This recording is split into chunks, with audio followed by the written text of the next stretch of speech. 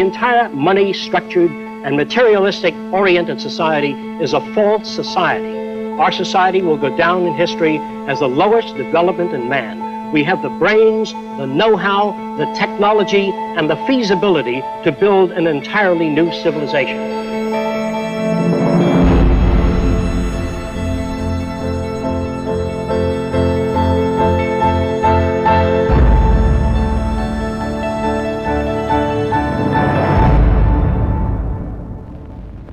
It was living through the 1929 Great Depression that helped shape my social conscience. During this time, I realized the earth was still the same place. Manufacturing plants were still intact, and resources were still there, but people didn't have the money to buy the products. I felt the rules of the game we play by were obsolete and insufficient. Misery, suffering, and war provided the incentive for my life's work. I was also motivated by the seeming incompetence of governments, the academic world, and the lack of solutions offered by scientists. I realized instead of working with individuals, a more effective method would be to redesign the culture. This began a lifelong quest to finding solutions to the many problems that we have today.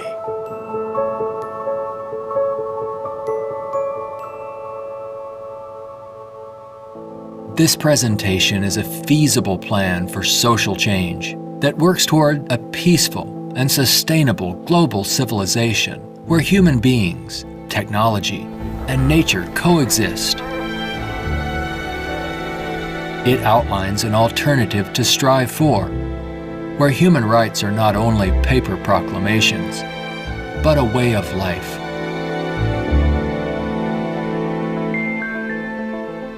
It is called the Venus Project.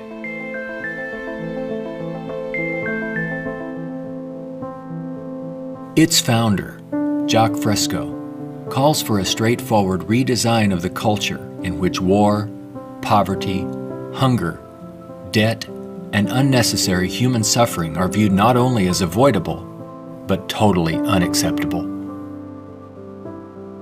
It is becoming increasingly obvious that anything less will simply result in a continuation of the same problems we face today.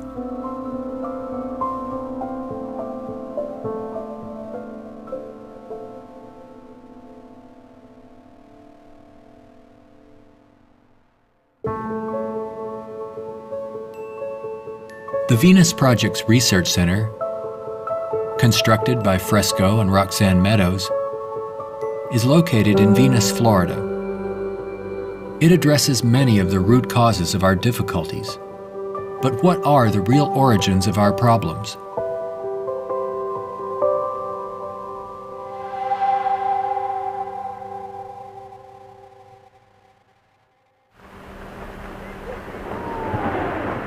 At present, we are left with very few alternatives, since we're on a collision course of our own making. Answers from yesterday are no longer relevant. Considering the damage already done to the environment, we are rapidly approaching a point of no return, where nature will dictate the course. Either we continue as we have, with outmoded social customs and habits of thought, thereby threatening our future. Or we apply a more appropriate set of values, relevant to a sustainable society, with more opportunity and freedoms. Americans have been conditioned in their kind of society to get a different kind of car next year, to buy a new television set or a tape recorder. We are radical as hell. But our political and social institutions have not changed. And this is where we are stagnating, because we always equate any new idea with communism or regimentation, because we've been brought up to fear that which is new. None of the world's economic systems, socialism, communism, fascism, or the free enterprise system have eliminated the problems of elitism, nationalism, racism, and most of all, scarcity. These are all based primarily on economic disparity. When money is used to regulate and distribute resources for profit, and people and nations are out for themselves, they will seek advantage at any cost. They do this by maintaining a competitive edge, or through military intervention. War represents the supreme failure of nations to resolve their differences. From a strictly pragmatic standpoint, it is the most inefficient waste of lives and resources ever conceived. Most wars are for the control of resources and maintaining your position of differential advantage. They're not based on the dignity of man. They're not based on elevating human beings. It might elevate the human beings in the country that's the victor. It might do that. But as far as the rest of the world goes, the price is enormous. This crude and violent attempt to resolve international differences takes on even more ominous overtones with the advent of computerized nuclear delivery systems and deadly biological and chemical weapons.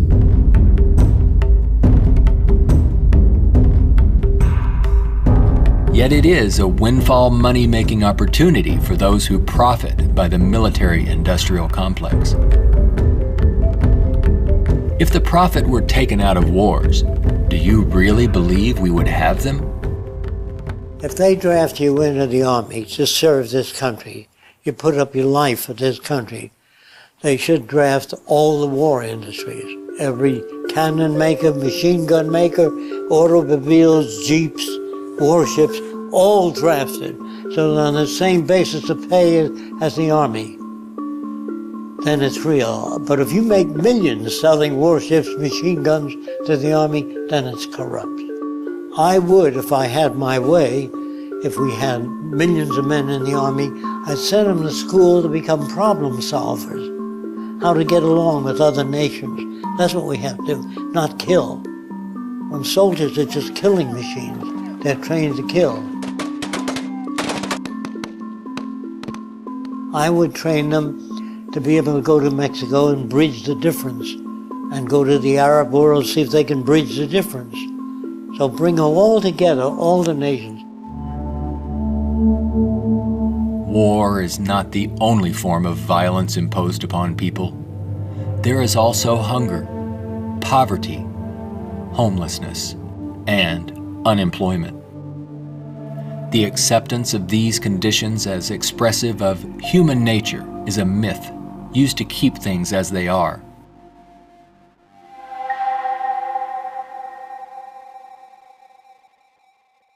Genetics has nothing to do with greed, business, race prejudice. All of the operant systems in any society are part of your education, the books you read, the role models you follow, and the people you admire. The genes have nothing to do except with the color of your eyes, the shape of your nose, perhaps inherited features. The genes do not control values. And even if you're born with a much better brain than another person, meaning better receptors, the quality of the tissue is better, I would say that if you have a better brain and you live in a fascist country, you become a fascist faster. The brain has no mechanism of discrimination. The brain can't tell you what is relevant or less relevant, except experience. We are not born with greed, envy, hatred, or bigotry. Our behavior and values are reflective of the culture we are exposed to. If you were raised by the headhunters of the Amazon, you'd be a headhunter. And if I said to you, doesn't it bother you to have 5 shrunken heads? You say, yes, my brother has 20. So, is he nuts? No, that's normal to his culture. social and environmental problems will remain insurmountable as long as few nations control most of the Earth's resources, and the bottom line is profit over the well-being of people.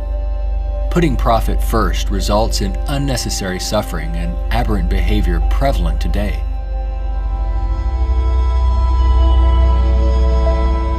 Many people feel that we need the rule of law to eliminate our problems. We have many laws, thousands upon thousands of them, but they are constantly being broken. Paper proclamations and treaties do not alter the facts of scarcity, deprivation, and insecurity. You can predict the shape of the future and the values if you know the trends of events in the ocean pollution, the scarcity of arable land. If you watch that degrading system grow, I can predict the riots and killing and assassination. In other words, human behavior is really generated by the surrounding environment. If there's a scarcity, say, of water, it is prized, and its price is high. Let's discuss scarcity as a system. Suppose it rained gold for about 3 days, gold dust. People would go out and shovel it in, fill the cellars, the attic, every drawer in that. They throw out their clothing. If the rain kept up for a year, so the gold was all over the place, people would sweep it out of the house, take their rings off, throw them away, and so human behavior undergoes change to that condition. There's only a policeman in front of something that people have need for and don't have access to. So you put a guard there. But if lemon trees or orange trees and apple trees grew all over the place, you couldn't sell it. If you landed on an island that was so abundant with resources, you had 10 people, there were 1,000 fish for every person if you wanted it. There were 10 times the amount of bread, fruit, and bananas. Money would not come into existence. Private property would not come into existence. If the island was big enough, there were 10 people, there were 8,000 acres. No one would give a damn about staking out this particular area. There are patterns of behavior that promote survival. There are social conditions that change our values and outlook. No one can write a constitution of required behavior without consulting the environment. So we'd better take care of the environment, we'd better take care of one another, and we'd better educate people to the highest possible levels of our ability in order to have a society. Even a peace treaty cannot prevent another war if the underlying causes are not dealt with. Maybe what is needed are ethical people in government who will work towards everyone's well-being. But even if the most ethical people were elected to high positions and we ran out of resources, there would still be lying, cheating, stealing, and corruption. It's not ethical people that are needed, but rather a way of intelligently managing the Earth's resources for everyone's well-being.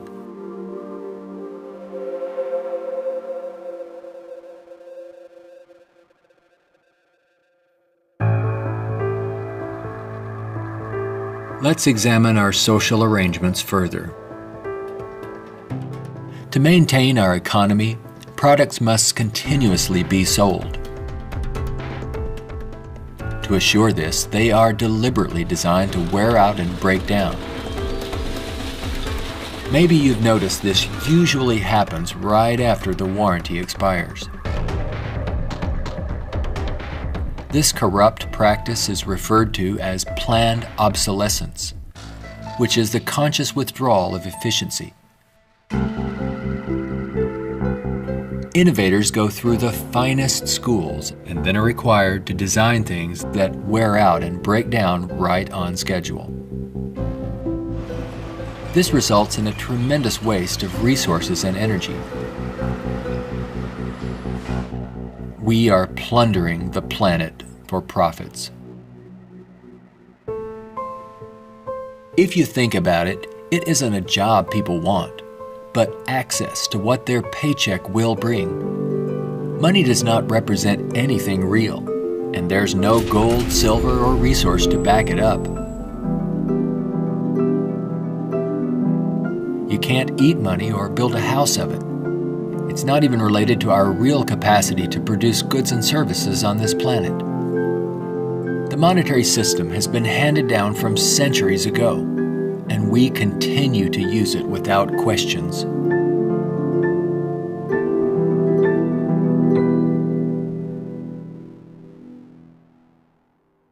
This system will keep installing more and more automation, cutting down on the purchasing power of the majority of people.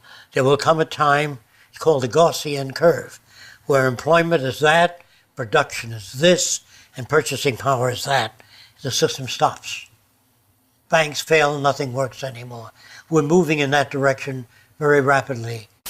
We have finally gotten to a place in 2011 where it's becoming obvious that the machine has beaten the man. We're incredibly productive with far fewer people. We are more productive. We are more productive as an economy than ever before. An iPad app can do more less than workers. 4 people. Just that there are fewer jobs. The jobs that do exist now can have lower wages because obvious reasons. A lot of people looking for a small number of jobs.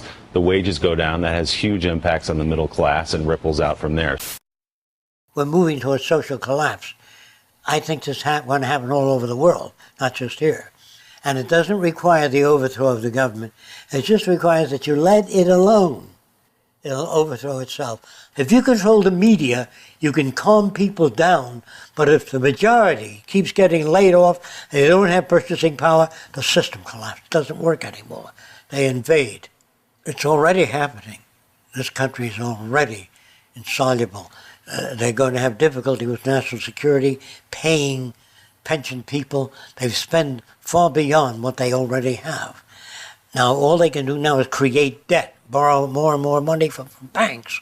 We also want to show you a rather grim sign of our times. It's not far from here in Midtown Manhattan. The national debt has grown too large for the national debt clock.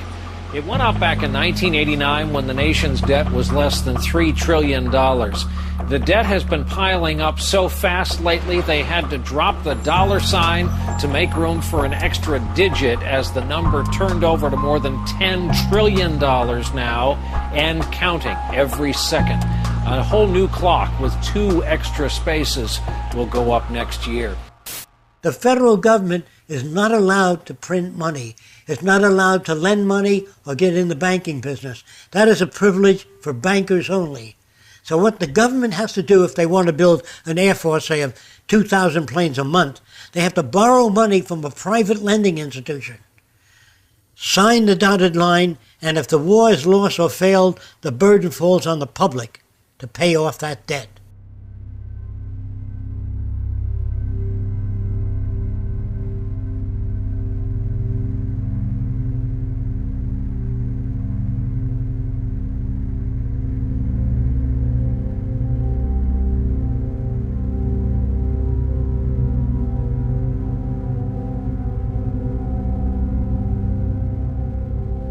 We find ourselves and our social constructs in a transitional state, a matter of social evolution.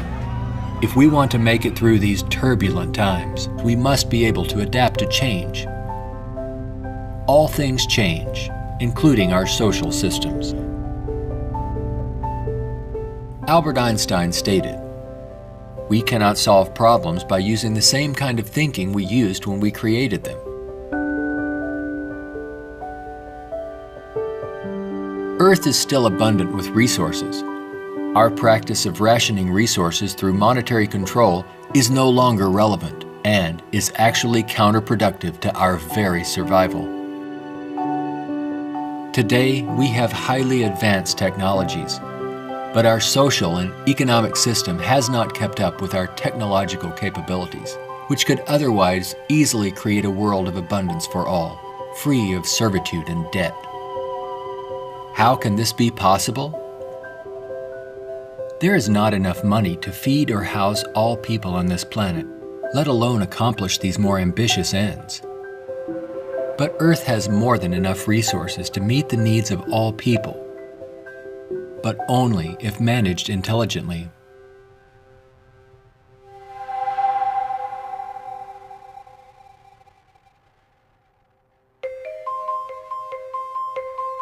Žak Freska envisions a solution that he calls a resource-based economy. It is a socio-economic system in which all goods and services are available to everyone, without the use of money, barter, credit, debt, or servitude of any kind. It is unlike any social system that has gone before. Freska arrived at this direction through 75 years of study and experimental research.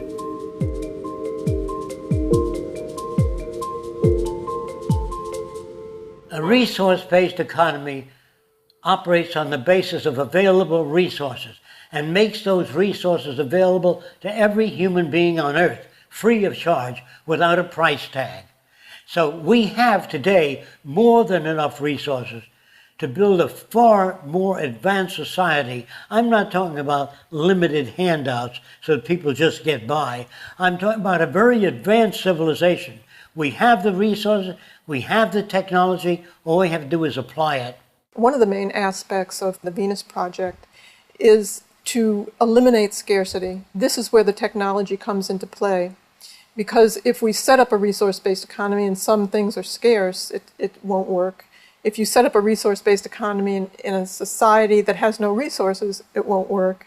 So today with our technology, we can make things available. We can eliminate scarcity. We can create an abundance. As long as we can create that abundance, that will eliminate greed and selfishness and a lot of crime and a lot of aberrant behavior.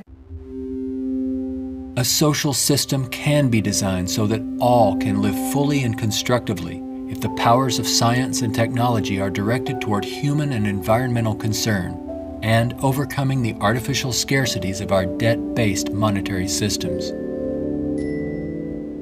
All people, regardless of political philosophy, social customs, or religious differences, ultimately depend upon the same resources: clean air and water, arable land, medical care, and a relevant education. I think if you pledge allegiance to the earth and everyone on it, that'd be the way to go for the future. The human species is a single family, and the world is home to everyone. Neither nations nor people can coexist separately any longer. No more separate nations. So anyone can go anywhere. Before the states joined together, they used to stake out their territory. They used to fight. They had militias. They would fight. This is our territory. Oh no, you're intruding. When all the states joined together, the government worked out the lines of the states and they agreed, and that was the end of territorial disputes. If you want the end of war, you must declare the earth common heritage.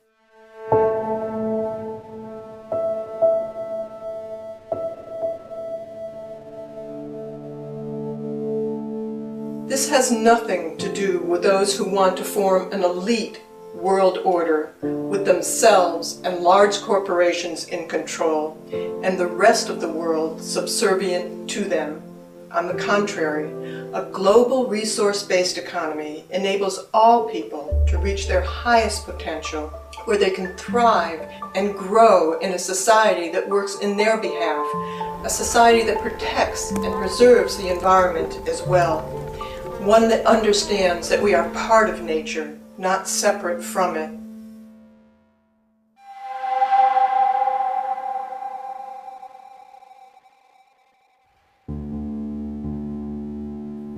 Some question what would happen to incentive if needs were met without our having to work to attain them. The question assumes humans have no desires beyond basic needs.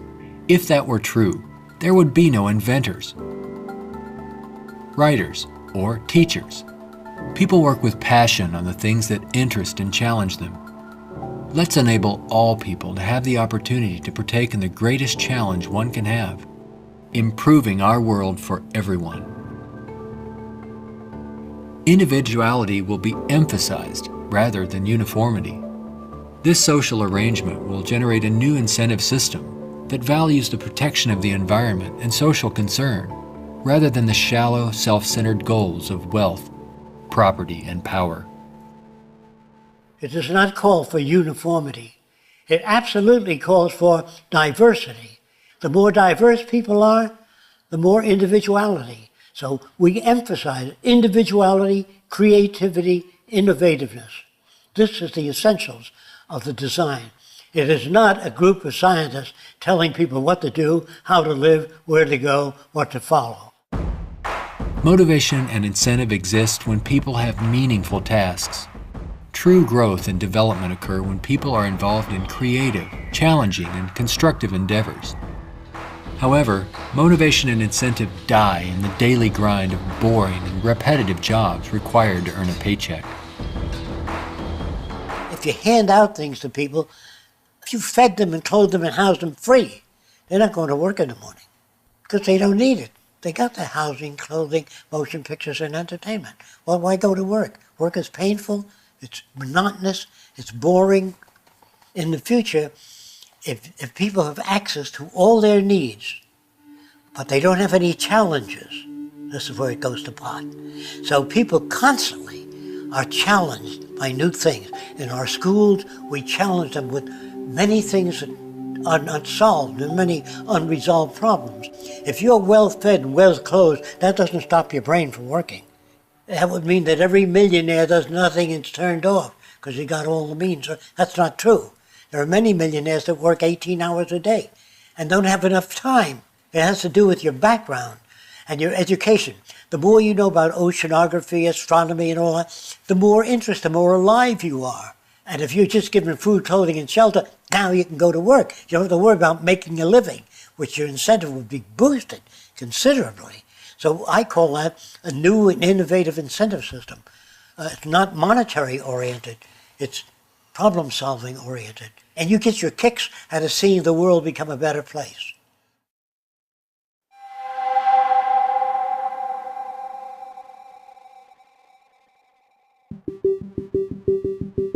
How can we use our technology wisely so that there is more than enough for everyone? To achieve this, it's mandatory that the planning for it be based on the carrying capacity of the planet's resources. Our entire infrastructure must be redesigned and operated as coherent, integrated total systems. This means we must consider our entire global community as one unit that includes everyone, and plan accordingly.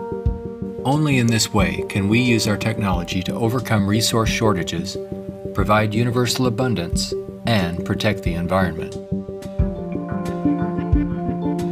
Therefore, a global survey is first needed to assess exactly what we have.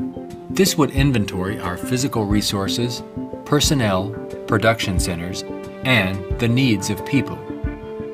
This enables us to determine the amount of goods and services needed. For instance, where is the arable land to grow crops? How many people are in various locations? And what is the state of their health? This would determine where hospitals are built and how many. If you try to do that today, ask for a global resource survey of all nations, they'd wonder, what are you trying to do that for? To find if we got enough resource to fight you in armaments and other things? They would be skeptical, hesitant to give that information. So I would say it wouldn't work in today's culture. But after the ideas are put forth and the reason for it and the advantages gained by all the nations, it would have to be specific advantages that they can understand in their terms.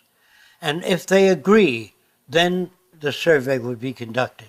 It's not my opinion or the opinion of anyone else would be used. It's the size of the population, the availability of resources, the carrying capacity of the earth that determines what is done and how fast things move.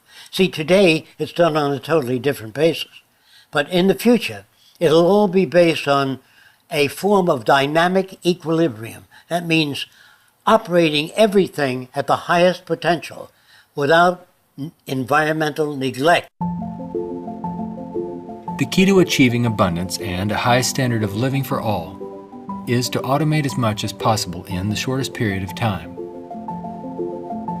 But during the transition, we have to bring together the technological capabilities of people working with computers and working with technology and building and designing methods of delivering these resources and the necessary industrial plants to process the resources. Our problems and their solutions are technical, not political. Most problems can be solved when technology and the methods of science are used to serve all people, not just a select few.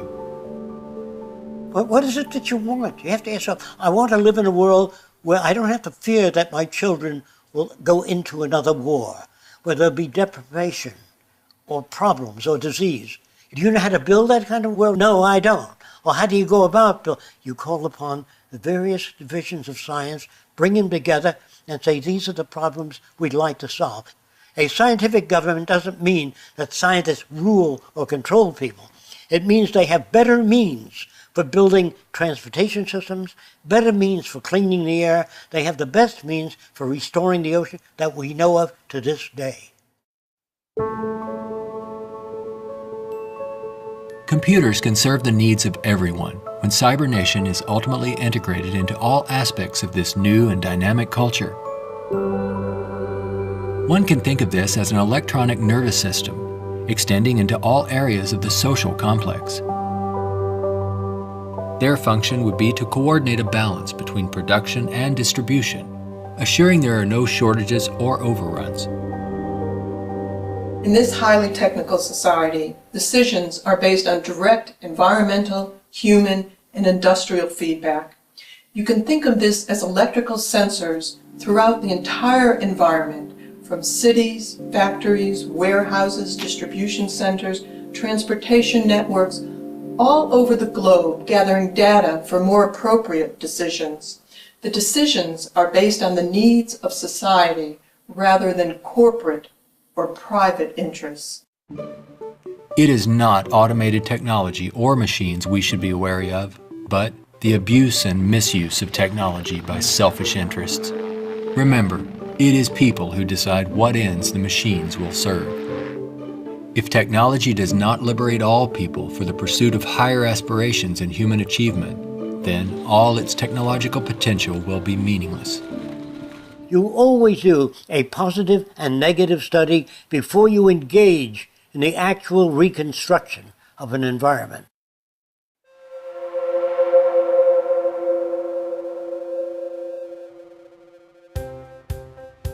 It's all just talk unless there is a technical plan to organize and use resources to accomplish abundance. What follows are some of the many approaches the Venus Project provides for the entire social spectrum.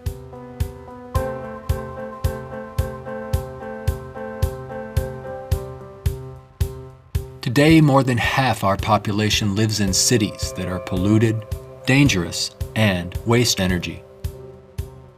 What we have to do is design a city as a living system, as an organism, as a university, that all of the cities of the future will be university cities that grow, that continue to exchange ideas.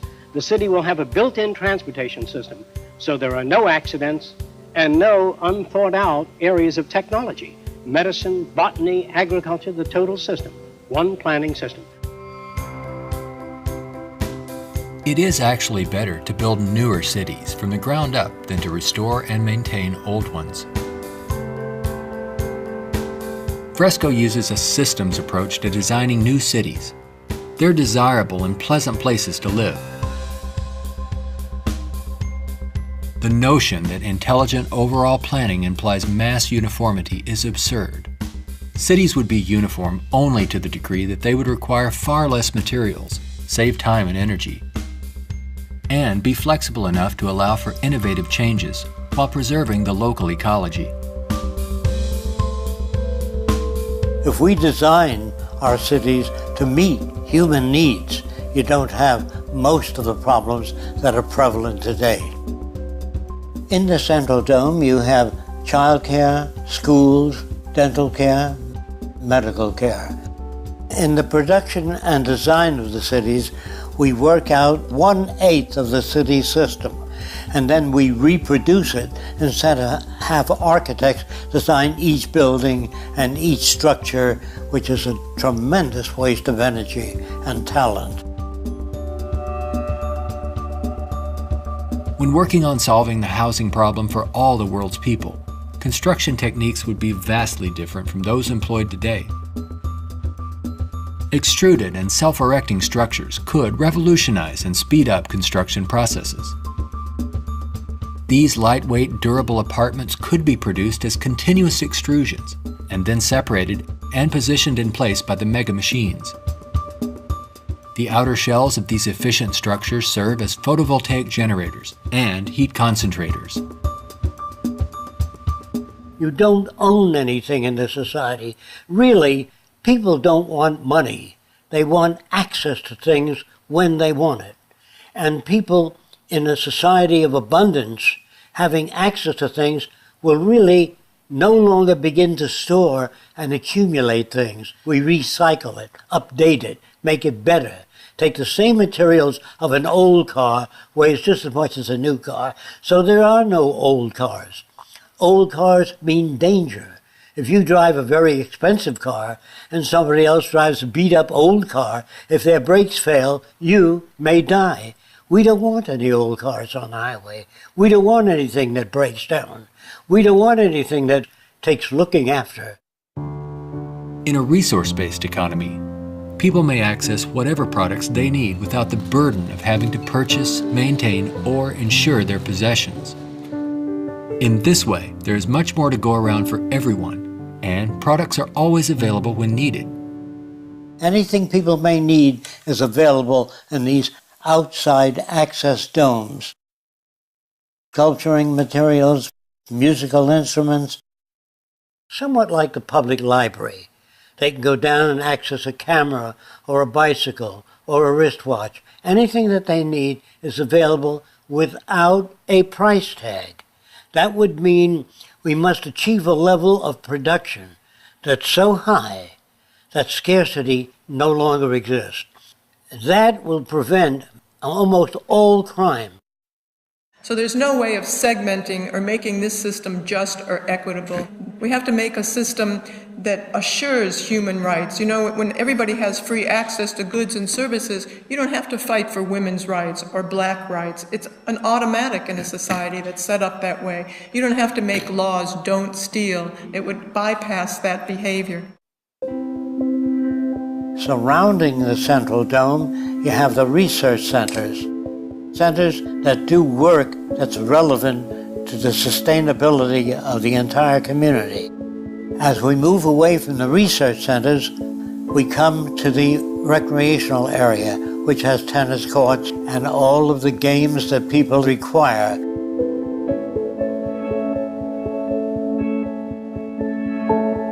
As we move away from that, we come to the residential district. There are streams, waterfalls, lakes throughout the area.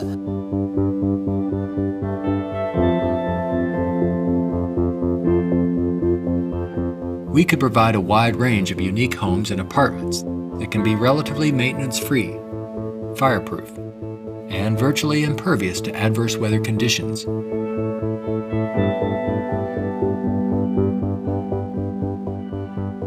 As we move to the next sector, we come to apartments. The reason some people want to live in apartments is because you have drama groups, you have gymnasiums, medical care, dental care, everything is built in to the central towers.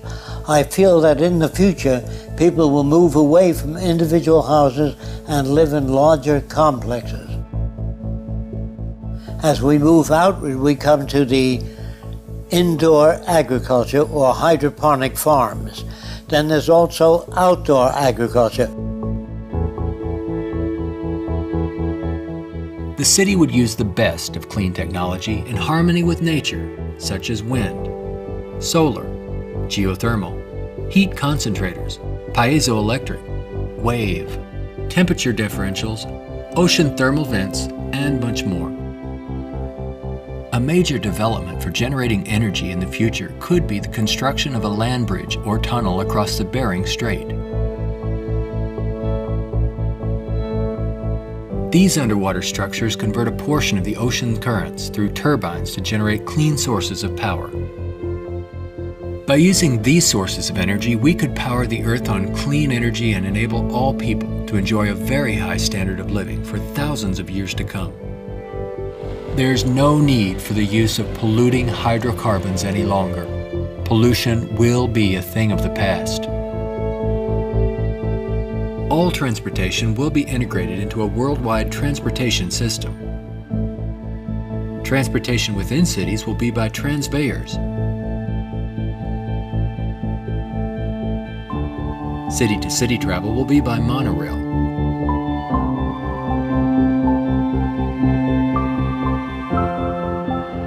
Maglev trains are utilized for long-distance travel. To enhance efficiency, this high-speed maglev train is equipped with removable sections, which can be disengaged while the train is in motion. Aircraft will display a wide range of configurations. These VTOL aircraft, or vertical takeoff and landing, are used to transport passengers and freight. The priority is safety rather than saving money or dealing with the lowest bidder. This modular freighter consists of detachable sections that can be rapidly loaded or unloaded. The number of sections varies depending on the amount of freight to be delivered. When all the sections are connected, they can be propelled as a single unit. Ships can be floating manufacturing plants that produce products while en route to their destinations. They can also serve as education centers, where children and adults travel worldwide, obtaining innovative education, not through vicarious study, but through experiencing and interacting with the real-world environment. A national transportation system would include a network of waterways, canals, and irrigation systems. They could serve to minimize the threat of floods and droughts while allowing for the migration of fish, provide natural fire breaks, emergency water sources, fish farms, and recreation areas. When we unleash science and technology directly into the social system without the restrictions of the marketplace, finances, or patents, we could achieve a very high standard of living within a very short period of time. This society would continuously improve, changing rapidly through new technologies, inventions, and ideas. It would be an emergent society rather than an established one like we have today. Imagine living in an extraordinary oceanic city, helping to restore the ocean environment while eliminating land-based population pressures.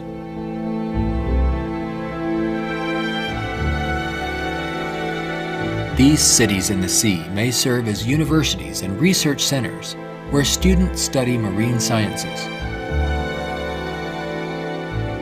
They could be used for ocean farming, mariculture, and mining, while maintaining a dynamic balance in the oceanographic environment. Self-sufficient cities in the sea vary in design depending on their location and function. This undersea observation station permits people to view marine life in its natural habitat.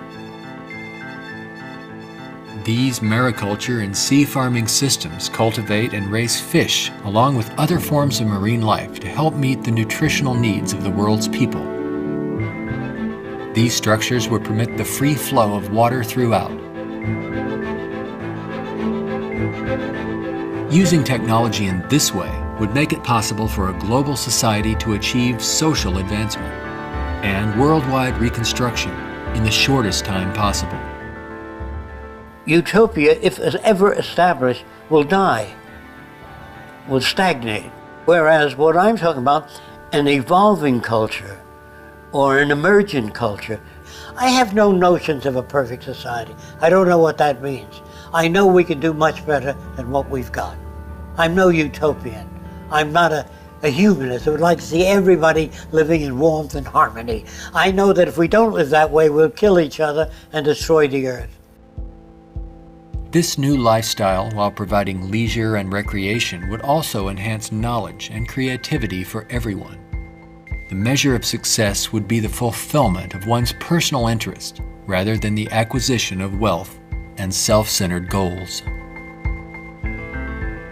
A resource-based economy would not only change our environment to make it clean, efficient, and enjoyable, but it would introduce a new value system appropriate to the direction and aims of the new innovative approach. With education and resources made available, there would be no limit to the human potential. Everyone will have the freedom to pursue whatever constructive field of endeavor he or she chooses, without the economic limitations that we face today. We are now at a time when decisions must be made if we wish to evolve from our present culture of scarcity, waste, and environmental destruction to a sustainable society of ecological concern and abundance. A nation without a vision of what the future can be is bound to repeat past errors over and over again. If we say dishonestly that man is the highest form of evolution, which you get in the school, man destroys the oceans, the fish, the atmosphere, one another, and man flies over a city, presses a button, and burns everybody in the city with nuclear weapons. Is he the highest creation of nature? Not yet, in my opinion. We've got a long way to go. We could either develop paradise on earth or oblivion, wipe ourselves out. Only the future will tell. It's what you do to make the future. We can create a world where war and want are distant memories. When all of science and technology are used within a global resource-based economy for the protection of the environment and the well-being of all, only then will we understand what it means to be truly civilized.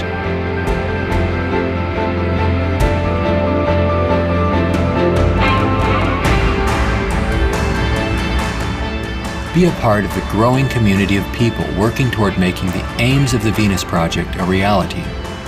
Join us in our efforts to bring this vision of a positive future to a wider audience through the goal of a major motion picture. All of these things can be built with what we know today. It would take 10 years to change the surface of the earth, to rebuild the world into a second Garden of Eden. The choice lies with you. The stupidity of a nuclear arms race, the development of weapons, trying to solve your problems politically by electing this political party or that political party, that all politics is immersed in corruption. Let me say it again. Communism, socialism, fascism, the Democrats, the liberals, there are no Negro problems or Polish problems or Jewish problems or Greek problems or women's problems. They're human problems.